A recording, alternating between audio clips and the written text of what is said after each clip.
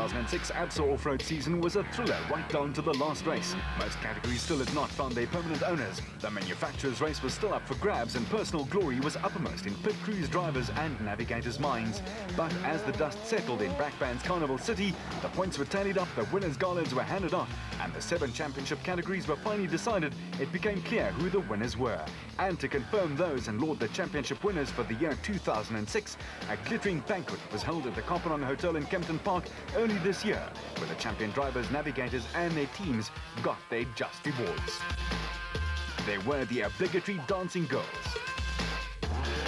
a master of ceremonies who really knew his stuff, and then, of course, the trophies and their owners, like, for instance, Hannes Grobler, who has the unique distinction of being the longest-serving works racing driver in South Africa and reportedly in the world, with 30 years behind the wheel for Datsun and latterly Nissan. The burly 52-year-old is looking for his 4th national off-road title in the year 2007. I'm looking forward to the season. It's my 30th year in motorsport, and it's actually my 30th year with Datsun Nissan. And I'm looking forward to do it again. I'm pleased that Nissan asked me to drive their car again this year, and I think we will do well, you know, to be part of the off-road series that's growing so well at the moment, with probably 4 Toyotas, 4 Fords and 4 Nissans running this year in the top class. You know, I'm looking forward to all the competition. For Ford's Neil Woolridge, 06 will be a year that he will remember as one of fine racing and a comeback of note after a few quiet years. In the new season, the Ford Ranger Super Production or SP class car will have a lot more behind it, but the Pietermaritzburg crew are up against old Father Time. Yeah, it's all systems go. It's unfortunately we're racing against the clock at this time, trying to get the new cars ready. But we've got 2 brand new SP cars with quite a few changes on it. Made the cars a lot lighter, made the suspension a lot better. Driver and navigators have lost weight and got fit, so yeah, we're really looking forward to it. We've got some new drivers in the team. We've got Brandon Harkis has joined us in the SP class. Taken a bit of a chance. He's a wild man, but I believe in him. He's young. He's super keen on the sport. He's got a hell of a lot to offer. He's very talented, and I believe if we just taper him in the right way, I think we'll have a very good driver. And then in the Class E side, we've got Jack Peckham. He's joined us. He's been with us for a long time. He sat out a year, and he's now driving. We all saw how well he drove at Carnival City. He won the race first time out, so I think he's really going to be good. Clearly, Ford are confident and have some surprises up their sleeve too. So yeah, it's going to be an exciting year. The 2 Class E cars are totally rebuilt. They'll run through to mid-year, and then we'll launch the new 3-litre diesel in the middle of the year. So all in all, a very exciting year for Ford. We've seen the results have worked well for Ford Motor Company. Sales are going very well, and they believe 100% in the sport. It's been run well. All the organisation, from the commission side, from the manufacturers working together point of view, the sport's really working well and growing fantastically. The SP class, which we formed only last year, I think we're going to see more than likely at least 10 SP cars, which is exactly what we planned, and hopefully that'll even grow bigger this year. The Nissan Dealer 400 in the Western Cape, the first of the 8-race Absa Championship Series, will be the debut drive of Brandon Harkis, son of the legendary Arthur, a giant in South African motor racing circles. And it spells danger for other teams, as Harkis powered to a very convincing win in Darling 12 months ago, and in a single-seater at that. This time he'll have a brand new 4-litre Ford Ranger underneath him, with co-driver Jean Moore beside him. Should be a potent combination.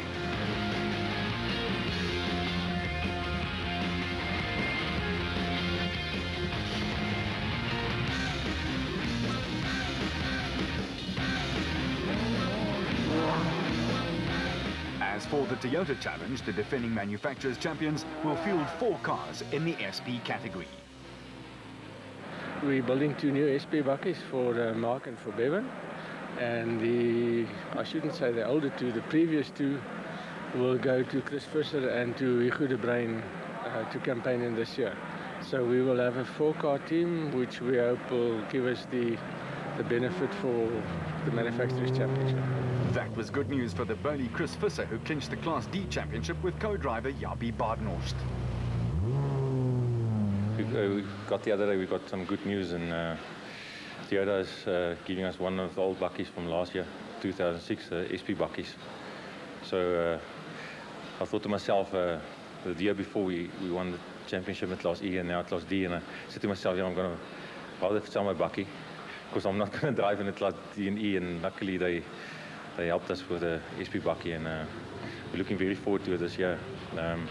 The first race, unfortunately, I don't think the Bakkie is going to be finished because they're building 2 new Bakkies, and so I think I hope with the second race that Bakkie can take over the old Bakkies. So I'm looking very, very forward to this year. So I think it's going to be a very, very stiff competition. It's the first time with the big shot, so I'm looking very forward to it. And is there any difference between Class D and the bigger SP category? Yeah, it's luckily it's still a Bakkie. Maybe it's a little bit faster, and I think it's a little bit smoother at the end of the day. But I don't know. I think it's going to be definitely a learning curve. But I'm looking very, very forward to it. Yes, with the Class D and E Bakkies, yes, sometimes you feel you can pick up the Bakkie and run with it. I hope the speed is going to be there, and the handling and all the suspension. That seems like a great Bakkie to drive. For Mark Moffat and his co-driver and brother Stuart in the Bosel Toyota Hilux in Class E, 2007 starts off on a good note. It takes them back to the scene of a very solid drive last year in the Western Cape, and they plan to go one better this time around. We had a lot of stiff competition this year against the Ford and the other Toyotas in class with us. Made it more challenging for us. And in Class F last year, or the previous year, there was no one there. It was just the big Chev that we raced it. Vehicle is prepped, it's ready. Cape Town will be there and enjoy ourselves again. And this year, we want to take number 1. And what about the special vehicle category? At this stage, we're not quite clued up exactly what's happening with Bosel. There's definitely going to be the 2 Toyotas.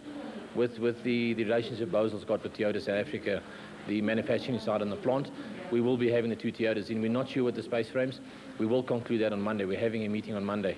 Coming in, we'll find out what's happening. It sounds like it must probably have all 4 cars in again, 2 space frames and the 2 Toyotas. And Cliff obviously building his new Hilux. He's busy with that as well. As for the Raconics Nissan hardbody of Coetzee Labuschagne and Johan Gerber in Class D, it will be a brand new vehicle loaded with technology out there on the rutted off-road circuits of the ABSA series. Yes, in the production class, that was one of our best results ever. We previously won a South African championship in the Class C Sandmaster, but like production vehicles, that was that. Yeah, we're looking forward to 2007 by building a new car, and I think with the car which we had, it was long in the tooth, and it was an excellent result with what we achieved with the car which we had. And what are the plans for their racing for the year 2007, and where will they race? Well, we're going to race in Class D again. Basically, you know, Class D is, there's no factory, full factory vehicles in that class, so it's a factory-supported privateer class. And that's what we feel. Our sponsors and us made the decision to ride in that class, and like I said, with the new vehicle, we're going to shed a lot of weight, a lot of new technology into it, and we're going to give it a full go. And that's what makes Labuschagne a joy to watch, but Nissan needs more privateers to perform out there. Well, I think it's very important for Nissan, you know, like last year, I mean, with the results, with the Toyota guys winning the Manufacturers' Challenge, I think Nissan, we will see Nissan coming on with a very stronger privateer support team this year, and I think they're going to go full out to get the Manufacturers Award at the end of this year. In the special vehicle class, the year really did belong to the Motorride outfit. The slick polished team cleaned up by clinching no less than the top 3 places in the 2006 space frame category and 6 wins in 8 races. A proud record that speaks for itself. Yeah, fantastic 2006. I don't think we could have wished for anything better. Yeah, we've got plans for this year. Some interesting things taking place. We're building 2 new cars at the moment, two Spec 3s, BATs, that are in production at the moment, and nearing completion. But I think we've decided we're going to hold on to our championship winning cars of last year for the first race. We'd really like to go to Cape Town with a really good chance of banking some points in the first race. So knowing how reliable those 2 cars are, we've decided not to put the 2 new cars into the first race. Although they, in all likelihood, would be ready, we'd like to do a lot more testing before we bring them into the season. So we'll be starting the new season with the 2 cars from last year. And yeah, other plans, obviously, we're down to 2 cars. We've decided, well, not decided, it's just happened that Brandon has moved to Ford. As you know, he'll be racing with the Ford team in the SPs. So we're down to 2 cars, but there are some other interesting things that we've put together for our team this year, which we'll see a lot more of during the course of the season. So still very exciting. Motorrad will come with a big bang again. The black and silver will be there in force this year, and we're looking forward to a fantastic season. Vehicle and asset finance from ABSA, going the extra mile to get you financed. Hey, the Tropical Facts File.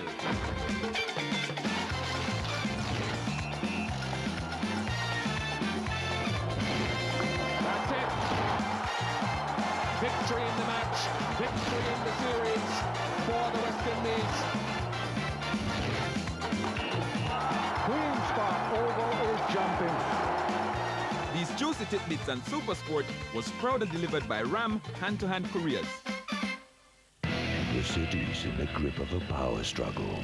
I see the signs everywhere. The Chiefs are moving against the Lions. The Western Force will try to take down the Reds. The Crusaders move in on the Bulls.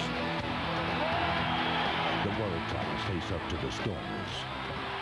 The Cheetahs take on the Brumbies, and the Sharks go up against the Hurricanes. Welcome to the Turf War. The Vodacom Super 14. Are you in? Live on your channel of champions. Vodacom, the greatest supporter of South African supporters. Get real with DSTV this March. Total strangers swap their lives and their sanity for a little bit of culture with some interesting results. I don't cook. Is it? No. You open it yourself. She doesn't know much. I miss my wife already. Then the geeks and the jocks battle it out for one woman's affection, where it's looks versus charm. They don't have a chance. Bullying, womanizing pigs. I just want a nice guy. It's Life Coaching 101 with the Speakmans and their unconventional therapy techniques. Nick and I can just completely change people's lives. That's what we're here for. And all the rules are broken in the game of love and marriage. Ow! He's got a hair up. I don't like her hair up. So much more of the real deal.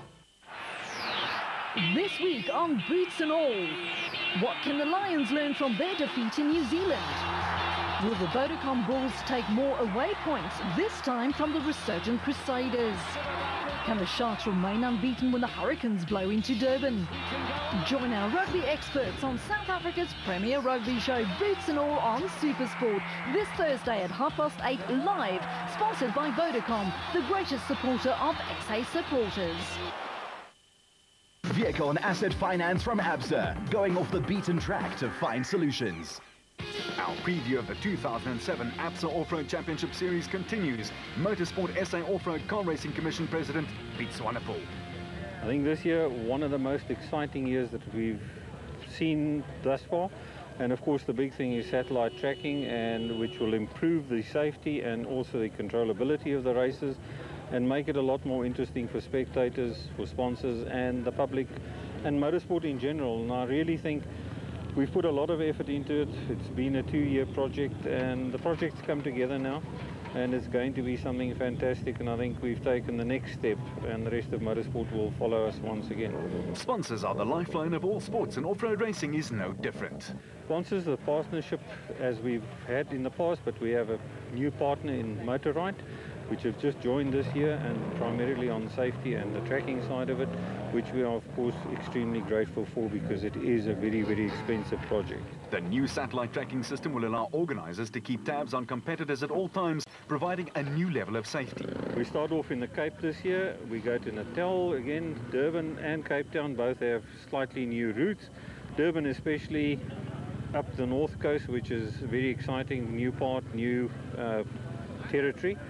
Then Sun City in May, which is basically the same, but Sun City, close to civilization, lots of people expected there, in a very popular event as far as spectators are concerned.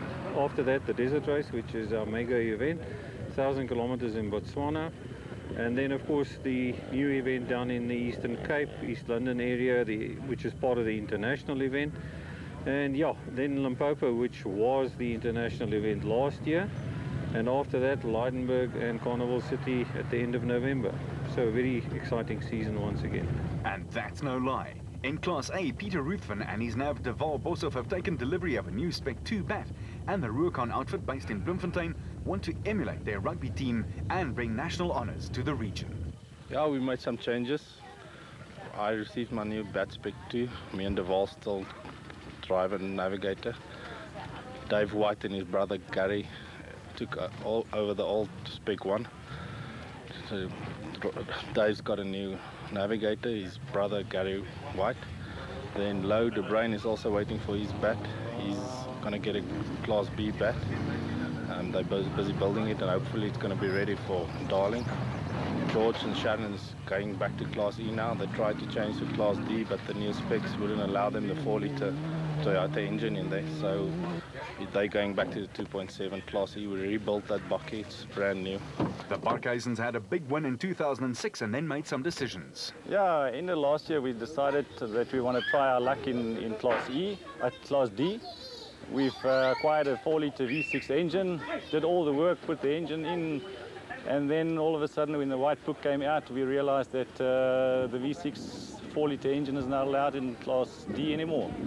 So we had to change back to the 2.7 engine, and yeah, luckily we didn't have too many changes to do to accommodate it again.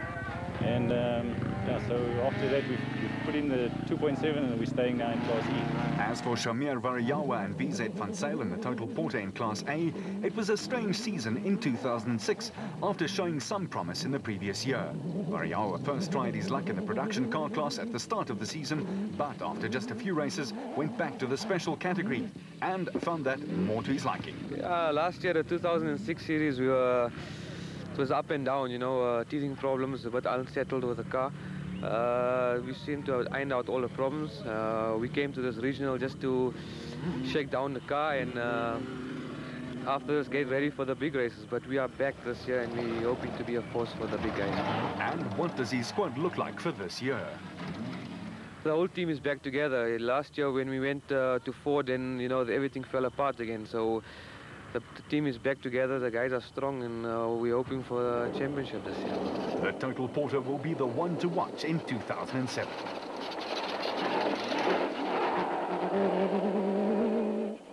In the trademark red colours of Nissan, an old face makes a comeback. Gunslinger Henry Zamatin is back in the OK Corral. Yeah, we took a year's sabbatical to concentrate on the business, and this year we've decided to come back to the gunfight using a gun rather than the knife that we had last time. At least we hope with the right equipment we're able to clinch the championship that we so narrowly missed the year before last. That's pretty much what we're aiming to achieve. And don't think for a second that wives don't tell these guys what to do and when to do it as well. Yeah, the old team back together again. My brother's had a few years to build his home, so he's got his wife off his back now, so he can get back in the racing car and come and play with me. And I've got my cousin. We've poached him from the aircraft industry to assist us in the preparation of the vehicle. This year we're going to go at it with just about everything and everybody that we need to make sure that we get the championship in the bag as soon as we possibly can, because now we used to go out just to have fun. We still enjoy it, but I think now there's a bit more of a serious aspect to the racing. You know, it's a little bit less towing of people out, hopefully. One of the revelations of the 06 season was the Atlas Copco outfit of Gary Berthold and Henry Costain, who clinched one win and were a big factor in several other races. The canary yellow livery has added another string to its bow, another winning combination at that. Well, fortunately this year I've got the good backup of Nick Harper in our team to make a two-car team for the year of 2007. Hopefully it'll give me a bit of backup. The other teams have got 2 cars in them already. So we should have a good one with some extra support. And have they made any additions to their porter, which they took delivery of midway through last season? We've done a major change to the car. We've put a 5-speed sequential Albans gearbox in, which is going to make it a completely different car instead of the 3-speed automatic which we ran last year. So I'm out here at this regional to test and see how the car works and how it performs. And the combination of navigator and pilot, how has that worked for them in car? The driver and navigator are staying the same for 2007. We have got a change in colour. Atlas Copco, we're going with the international blue and white for Atlas Copco this year. They want to make the product, they're putting a few divisions together. So we'll be changing the colours and the colour scheme, and hopefully that'll bring us a bit of extra luck as well. You know, as we said in the press release, we're hoping to improve on our last year's already 2 good results. Unfortunately, we had a few technical issues in one of the results, but I think we're up there. We're aiming for consistency. We're going to take it a little more easy this year and go for more race finishes. Vehicle and asset finance from ABSA, overcoming all obstacles. East Coast Radio proudly supports the Let's Play initiative through our annual kids soccer clinics. These clinics involve approximately 600 kids who are coached by some of KwaZulu-Natal's top soccer coaches. Sporting opportunities such as these provide a wonderful opportunity for kids to partake in sport in a fun, interactive and healthy manner. We have a fantastic time with the kids and they really, really enjoy all the action, hey! This March, don't miss our special Oscar movie lineup. Look out for the 2006 Best Foreign Language Film nominee, Paradise Now. Best Actress Award winner Reese Witherspoon is country legend June Carter in Walk the Line. You are not nothing. You're a good man. Benicio del Toro is compelling in 2 times nominated 21 Grams. I did everything he asked me to do. I changed. Call an ambulance. Best Actress nominee Felicity Huffman gives a sensitive portrayal of a transgender man in Transamerica. I will be a woman. 3 times Oscar-nominated Cinderella Man stars Russell Crowe as prizefighter Jimmy Braddock. This time around, I know what I'm fighting for. And Keira Knightley delights us as Jane Austen's heroine in the 4 times nominated Pride and Prejudice. So much more award-winning entertainment.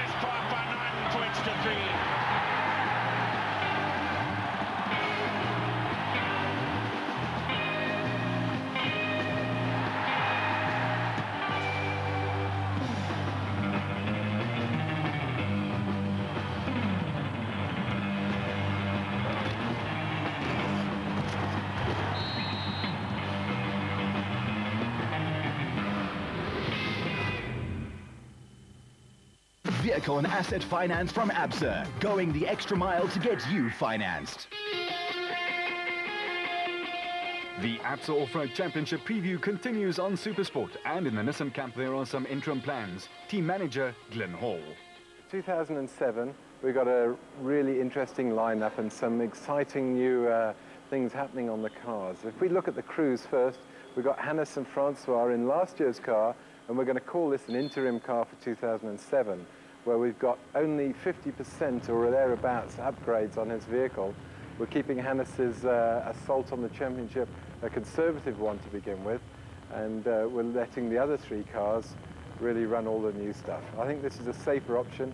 Hannes knows what he's doing, and we need him to be there definitely at the end. So from the second race, he'll have a new upgrade. In the second car, we've got Duncan and Ralph still. Now, this is their original car, but it's been totally rebuilt with all the latest suspension and engine modifications done with a new engine management system, and we're expecting great things. Then, to back up these 2 cars, we've got a new entry into the 2007 calendar, a new driver, Ivar Tollefsen from Norway. Will be running all 8 rounds of the championship in a brand new car, which he will later take from the South African Championship through to Dakar.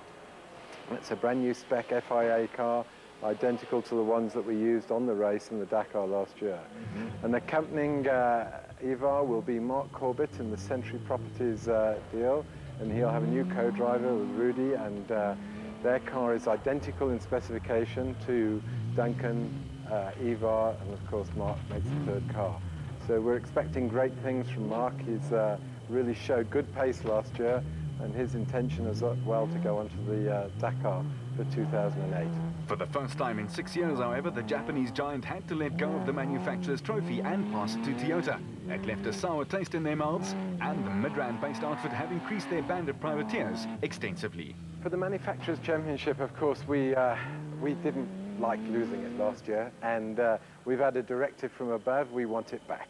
So in order to do that, we've really extended ourselves, and we can only win the Manufacturers' Championship with a great support from our privateer teams, and this is what we've got lined up for this year. Accompanying the 4 SB cars, super production cars, we've got Henry Zamatum, which will be using a Class D car that was Formula 1 Class D with Alfie Cox. We've got a brand new vehicle with Johan Gerber and Kutsia Lavatskachny driving. We've got the 2 factory supported cars, or should we say dealer team cars, of BB Auto with Arnold Duplessis and his brother Andre driving the second car, and they contributed many points to us last year. And then in Class E we've got Thomas Rundle, and his car showed great promise last year with good turn of speed, and he's up against some pretty stiff competition, so we'll be holding high hopes for Thomas. And hopefully the Barden Tyre Services outfit with Rundle at the wheel will not have too many moments such as this one in 2007. But he and his co-driver Brian Roberts will be trying to put together consistency rather than just all-out speed, as this has been proven to be the one thing that wins races in the off-road circuit. Consistency coupled with sheer doggedness, of course.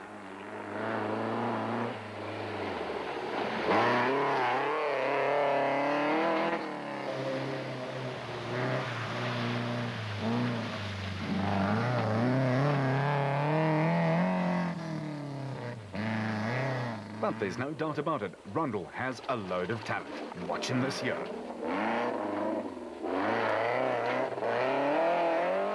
Naim Mosaji is another very talented driver, but 2006 is a year that he will want to forget in a hurry. We had 4 races. We hopefully over all our teething problems and driving in the car. So we're looking forward to a new season, and we put the foot down a bit and get it going now.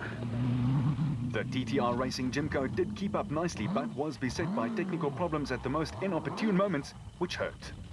The pace didn't seem too much of a problem for us. We had 1 or 2 good finishes, or fairly good finishes, but we always seem to be having some other small problem, which then takes time away. So we've had computer boxes that got water in, and okay, we did hit a nice donga, so that did affect us. But other than that, I think we're on the pace, or we're close to the pace, and there's a little bit of practice, we'll get there.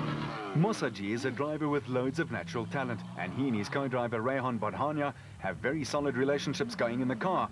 They were admittedly dogged by some bad luck, but then there is always the factor of nursing a car around the course at the same time. It's a fine art, and perhaps 2007 is the year that the young Mosaji gets these 2 factors right.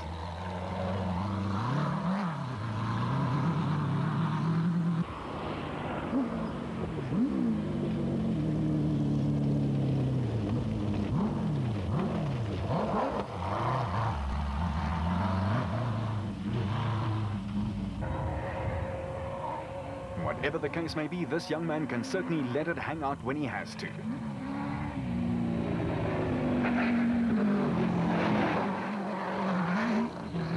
The Plastotech race car with the experienced veteran multiple champion Richard Schilling and his navigator Chris Davies had an impressive 2006 and narrowly finished second in Class S. This KG Dio should be carefully watched as they make their way in Class in 07.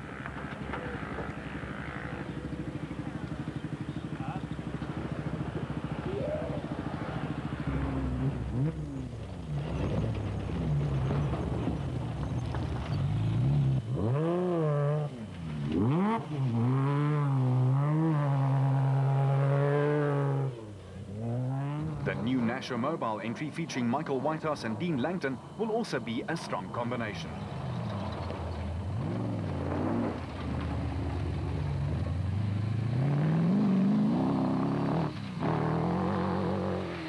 While their stablemate 2005 champion Terence Marsh will have Andre Groenewald in the car with him for company. Marsh is always fast, exacting and deliberate, and he will be tough to beat if things go well on the mechanical front. John Moore and Ashley Thorne in the Leo Connick's car had a solid, if unspectacular, 06, and if their trend is anything to go by, look to them for a podium finish or two in Class A. Herman Solvalt is a tough competitor, and with his co-driver Mornay Miller, should form a very reliable partnership in their Zarco Magnum Chev. Brother Karl Heinz with his navigator Mannekes Helberg will form a potent twosome as well.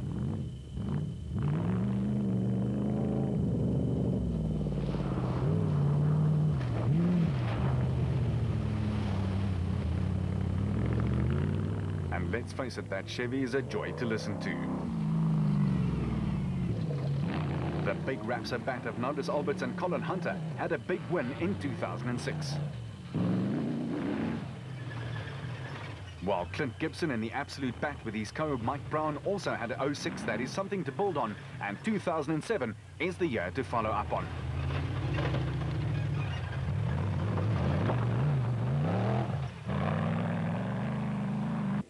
Clint's younger brother Glenn has again entered in Class S. In his absolute ace-co with its 3-litre Nissan engine, his learning curve should continue.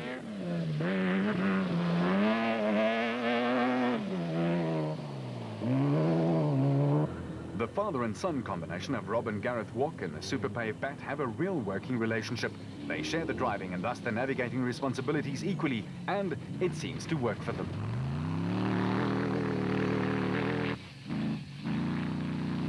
Archie Rutherford and Craig Doubtfire have for the first time stepped up to the plate in Class A, and with all their experience will be a crew closely watched. Also in Class A, up from the S-Class, is Gary Gillingham and his co-driver Peter van Vieren in the Kopenhagen Hotel Super Team. They have a wealth of experience behind them, and it should be good to watch. Well, we sold out the S-Class car, and we purchased Nick Harper's class-winning bat. We've worked hard on fitness, we've worked hard on our mental attitude, and yeah, it's now just to go out there and do the thing. We've also joined up with the Kopenhagen Hotel team, as we realised we need to be more professional. So Joe Lima gave us the opportunity to join him, and yeah, that's what's going to happen. He's going to prep the car and use his vehicle to take our vehicle to the races, and hopefully we can improve our performances in the A-Class. That's you. We've already told you about the GPS-based satellite tracking device, which every car in all the categories will have installed come the first race in Darling on March the 16th. Well, this is what the little box of tricks is all about. Motorrad Insurance Administrators have concluded a sponsorship deal with the Off-Road Commission, thus bringing the sport right into line with modern-day, up-to-the-minute technology and safety features, online with systems used in international rallying and cross-country events overseas, like the Dakar Rally. With the help of this nifty little device, organisers will now be able to sit at Race HQ with an exact idea of where competitors are, while the racers will have the peace of mind of knowing that when something goes horribly wrong, that help is at hand with a press of a button. Funny thing, Motorrad's payoff line is peace of mind motoring. But then our entry. Huh? You want that on all the time? No, just yes, to charge it, yes, yeah, it's so on. Just leave it. It's important to select the good stage to authorize to charge data, and like this, you will see that in. And once all the installation has been done, it will be a joy for the drivers, as well as for those folks who want to follow exactly what's happening with their chargers, as well as those guys and girls that they support out there on the off-road circuit. Back to our preview of the first race of the year, though, and in the Keymax Property Bat, the father and son combination of Jan and Hendrik Kraai impressed all and sundry with a great debut season last year, and should they pick up where they left off, they will be a force to be reckoned with in Class B. In the Adenko stable, the Besaidnotes will be good to watch. Bez will be in car with Johan de Bruin as his navigator in Class B, while Johan and Etienne Besaidnote will be in the second Adenko car, also sporting a 2-litre Nissan engine. Rudy and Pierre van Graan had a solid partnership in the Technochair Zarco last year, but Rudy still has to announce a co-driver for the new season. Still in Class B, Mark de Chalane will be in car with a new co-driver, Alistair Stubbs, in his new Viper AM/PM Toyota 2-litre. While the always lurking pair of John Thompson and Clint McNamara from Swaziland are a crew who can upset the apple cart in Class B. National Class S champion Nick Goslan and Richard Carolyn pair up in Class S, and all told it should be off-road of the highest quality. Vehicle and asset finance from ABSA, going off the beaten track to find solutions.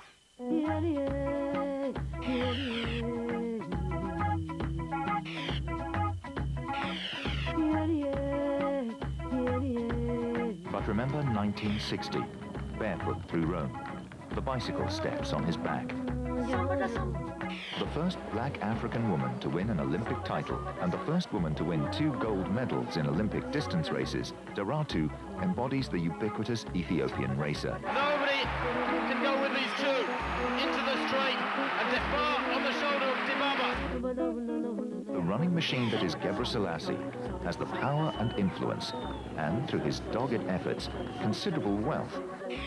Quite simply, Haile Gebre Selassie is an enabler. Winning long runs, it appears, comes with divine, exhilarating purpose.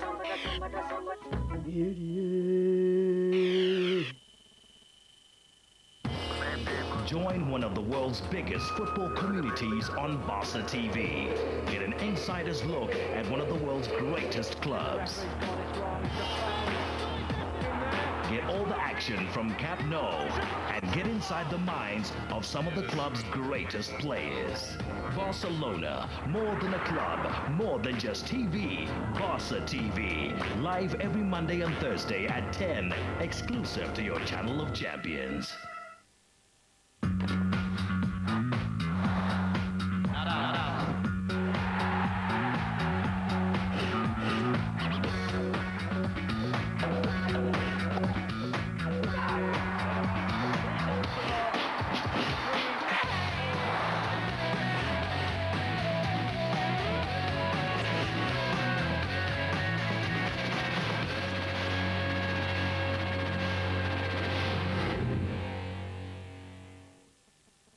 Vehicle and asset finance from ABSA, overcoming all obstacles. Now a look back at South Africa's Janil de Villiers and his great if somewhat unlucky drive in the 2007 Dakar Rally. The former South African off-road champion piloted his Red Bull Volkswagen Touareg to a fine lead of half an hour after 8 stages. But then Lady Luck turned her back on him and a fire in the engine set him back. But typical of the man, he battled on, limped to the finish, had the car repaired and stormed back to take the runners-up spot in a great drive. Well, obviously we had a good experience up until day 9. That was until we had a small problem with our engine, and unfortunately we couldn't continue.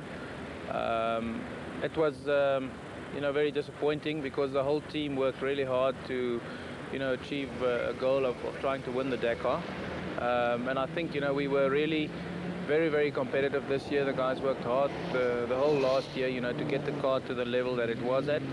And, then unfortunately a small thing kept us back. But, that's motorsport, and I've learned to accept these things, although it's difficult sometimes. But yeah, hopefully next year will be our turn, and we'll just have to work hard and try to eliminate those problems.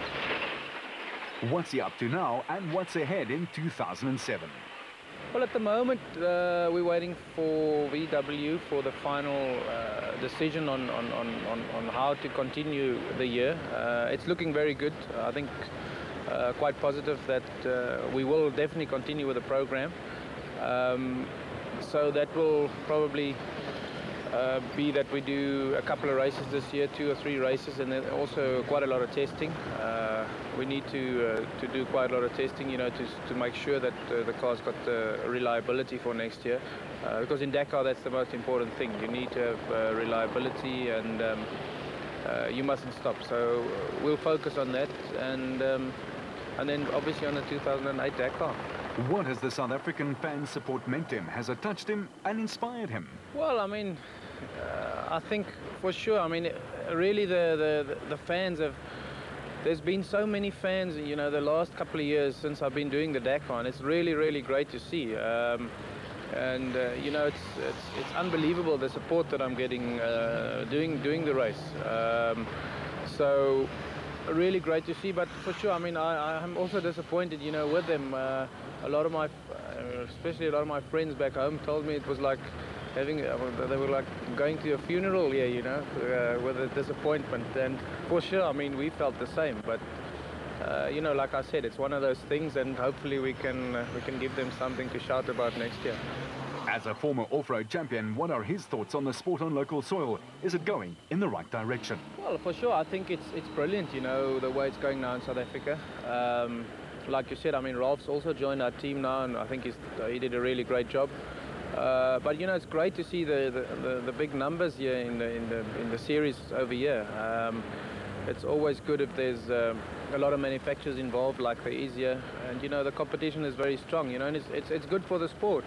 And it's a pity, you know, we can't get more guys over there, because it's really we got really very good drivers in this country, and it's just about getting the opportunity. You know, I was lucky to have the opportunity, but yeah, I mean, it's really great to see the series here. And I mean, for sure, I mean, that's where I started, and that's where I learned most of the things that I know today.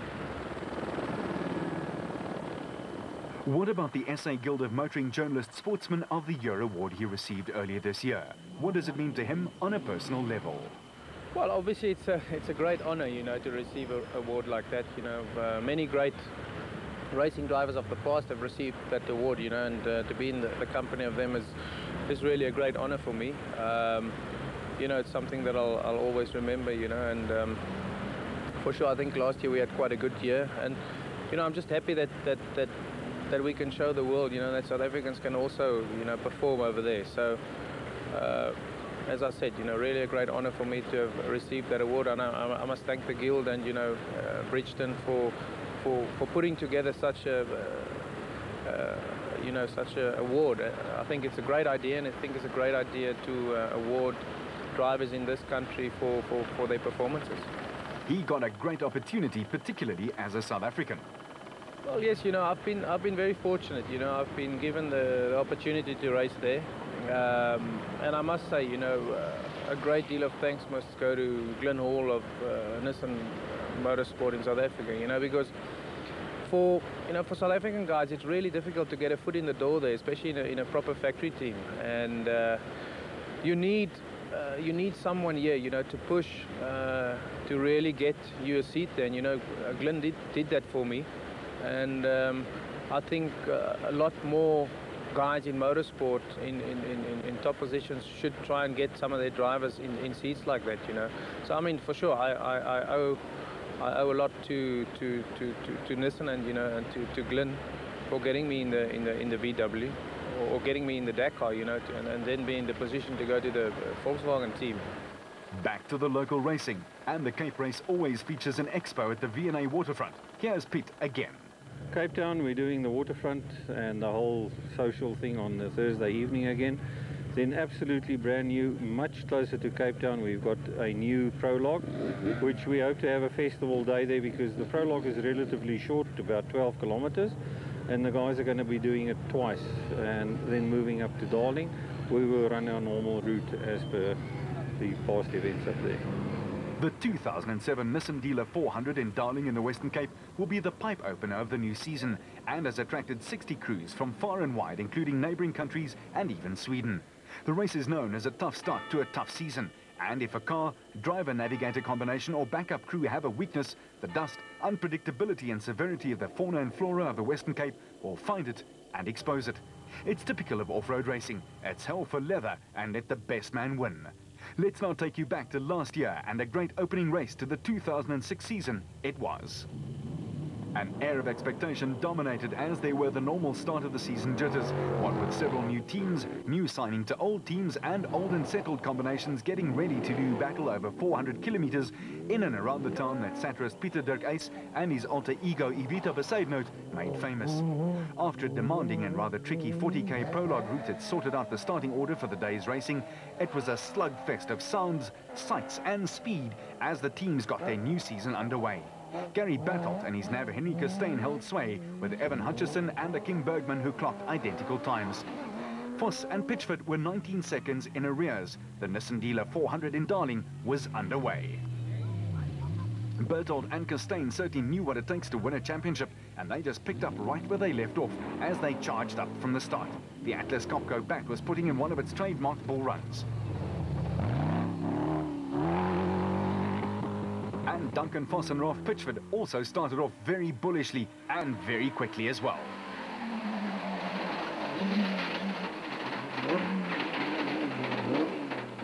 Another man who is well known for his bullocking runs is Hannes Grobler. The burly 51-year-old is still the only driver ever to have won the National Rally Championship and the National Off-Road Crown in one season way back in 1986. And all those years of experience was showing again in Darling.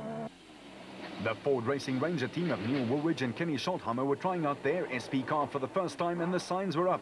Men hard at work. Impressive, to say the least.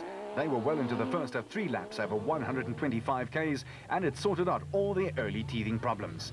But the revelation of the race had been Motorite's Brandon Harkis. His special had had a facelift with the appropriate Motorite branding, making it instantly recognizable. The man in the single-seater was on a mission. As for the M&M boys, Colin Matthews and Jean Moore in the Century Property bat, after starting from 7th, they'd steadily driven their way up, trying to clinch a top 5. The 2005 Class A champs Terence Marsh and Michael Whitehouse in the Nasho Mobile Spec 1 bat were ultra steady like they had been in the previous season. It's clearly a strategy that works for them. Marcus Taylor and Mark de Chalane is another team that uses that same philosophy, and they were also progressing with surety on a tough but well-marked route, but one that claimed many punctures. The dust was also a factor for teams further back. Richard Schilling and his co Chris Davies in the Plastotech race car were ultra smooth and steady as they wound their way through the Western Cape scrub and were starting off a season that brought them very close to national honours. While Archie Rutherford and Craig Doubtfire in the second Nasho Mobile bat were doing their sponsor's product a world of good with a fine showing.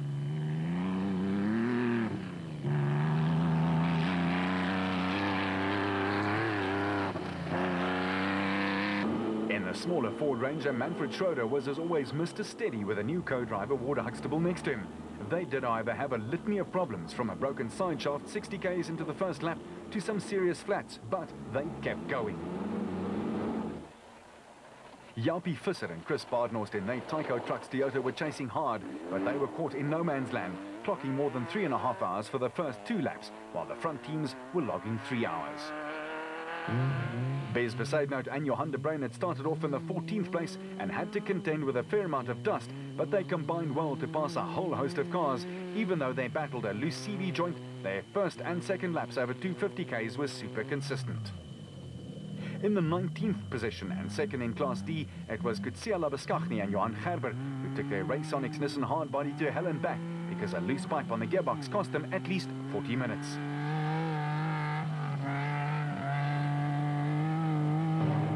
Giel Nel and Johan Smallberger in the Bosel Truggy were firmly settled just outside the top 10, but could just not quite break in.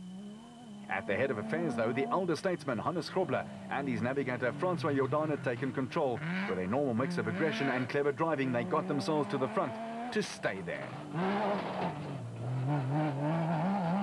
As for Woolridge and Scholthammer, try as they might, they could not make an impression on the flying red Nissan projectile. However, they delighted the Stormers faithful with their rough and tumble approach. Fitness fanatic Duncan Foss and Ralph Pitchford were also trying to hang in, but lost some ground due to a few problems and could not get back into the groove. But in the special vehicle class, Harkis was storming to a very impressive solo win and complete domination of the category. Matthews and Moore kept going in the Century Properties bat as well.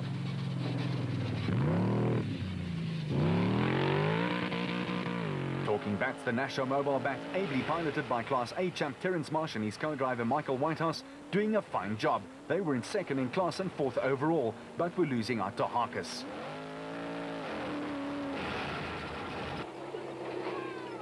While Rutherford and Doubtfire were very steady, even though the water scared them a little.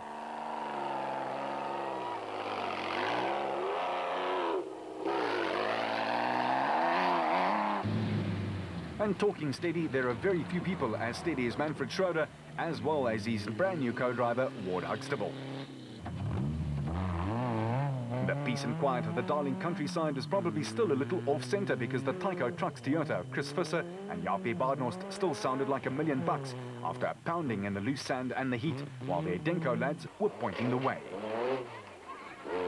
On the day, lots of overheating problems for many teams, and then to make matters worse, the Raconic boys were firmly stuck to the delight of the throng of spectators. The Brains just scooted by. And lots of teams were finding that the first event of 06 was a good way to find out whether everything was in fine working order or not. Mostly, it was. Bevan Bertolt and Robin Houghton were enjoying themselves in their first outing together. However, they lost some time in the dust, but as they said at the start, all they wanted was some points for a solid finish. James Kennelly in the second Atlas Copco was also still right in the thick of things. The brothers Moffat, Mark and Stewart had their Bozel Landy pointed in the right direction, and they too were putting together a good start to a new season. They'll be hoping for the same sort of debut in their new livery this year.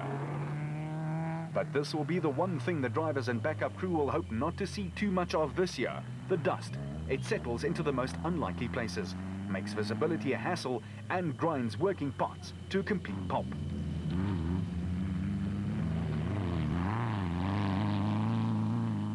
And it makes following distance a premium requirement, and overtaking a big problem too. And then, of course, for the lesser teams, maintenance of the cars at the service points are made so much more difficult as the fine dust settles into areas as yet unknown to some of the willing mechanics who help out. So there are many prayers for rain going up to the good Lord as we speak. But none of that stuff worries the old warhorse. He was at it again, Krobler on a mission to search and destroy. And Harkis would have made Dad proud as he was setting the pace and making all the running in Darling.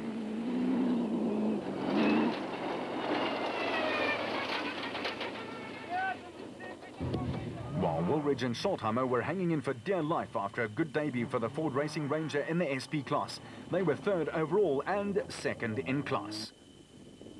While Whitehouse was doing Marsh the power of good with his controlled way of pointing the road out to his driver.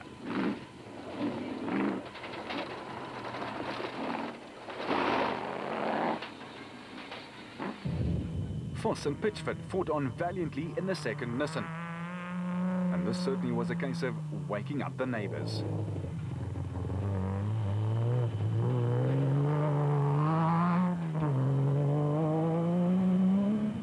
Matthews and Moore were trying to close the gap to the top 5, but every time it looked like they were doing it right, and then they would lose a little time again through some mishap.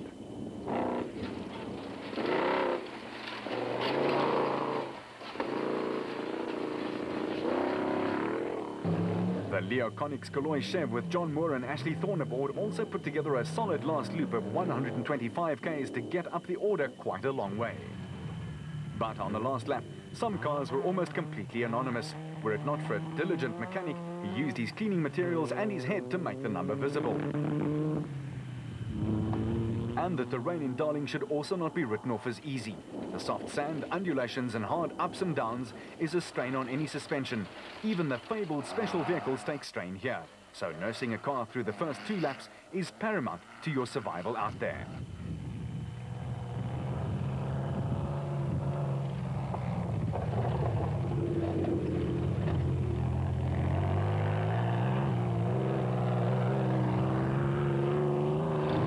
With the end almost in sight, there was still a few whoop-de-doos and yumps and bumps to negotiate, but a large percentage of vehicles did not get to the finish line, indicating the severity of the route and the terrain.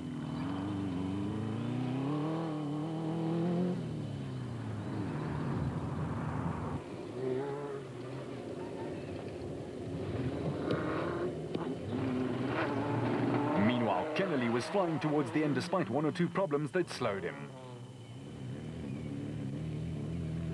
With another Toyota, that of Brian Martin and Oki Fourie, right up in the top 15, it made the score 3 for Toyota, 2 for Nissan, marking a season-long battle in the manufacturer's trophy, which was eventually won by Toyota, largely the contribution of their privateers, such as Chris Visser and the like, who performed consistently in each outing.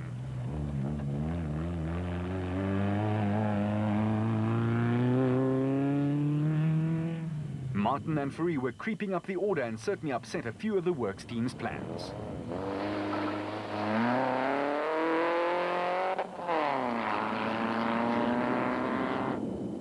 The off-road faithful were out in their droves as the expo at the V&A Waterfront had attracted many folks to Darling to watch the passing parade.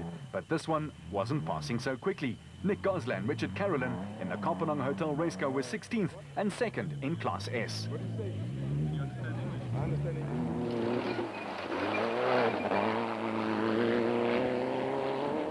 And what's the bet that this fellow is a Ford driver? He was pointing Manfred Schroeder and Ward Huxtable on their way to an 18th place overall and 2nd in Class E.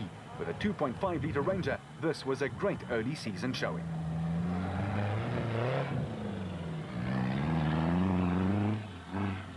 While the Raconics lads were due to change their livery soon after this, which also changed their season and brought them a fine year's racing. Whatever the case may have been a year ago, though, there were some men there 12 months ago who will relish the chance to go back there and get their own back on the Cape's punishing route. It's dust and heat.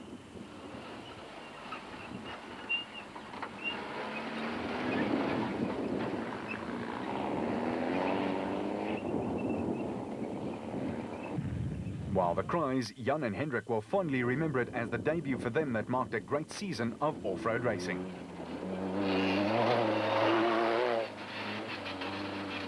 This year again, there will be new combinations of drivers and navigators, new pit crew and new sponsors, and again they have to lock in, click into place, and make things work from the get-go. That's just how off-road racing works.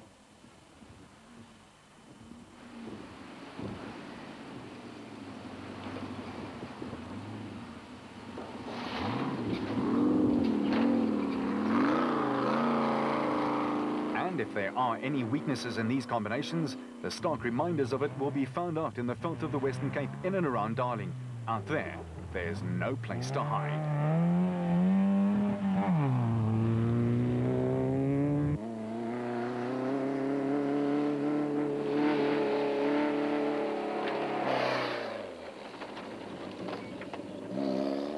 12 months ago at the finish line, the Nissan faithful lifted their red caps to a stellar performance from Hannes Grobler and Francois Jordan, who brought it home in 5 hours and 29 minutes to start the Nissan squad on their march to a 6th consecutive title, and that's despite a couple of flats too.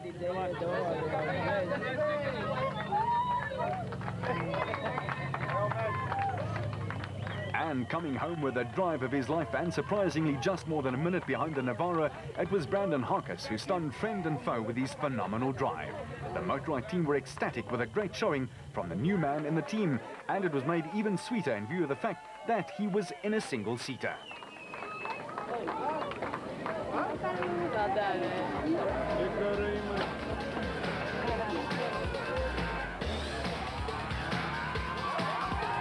So, who will spray the champagne in 2007? The Nissan Dealer 400 has its prologue at the Dirt and Dust Park close to Durbanville on the 16th of March, and then the procession sets off for Darling for the next day's racing proper. We hope to see you there. Until then, you keep it on the road, we'll keep it off-road. That was the ultimate test, the ABSA Off-Road Champion.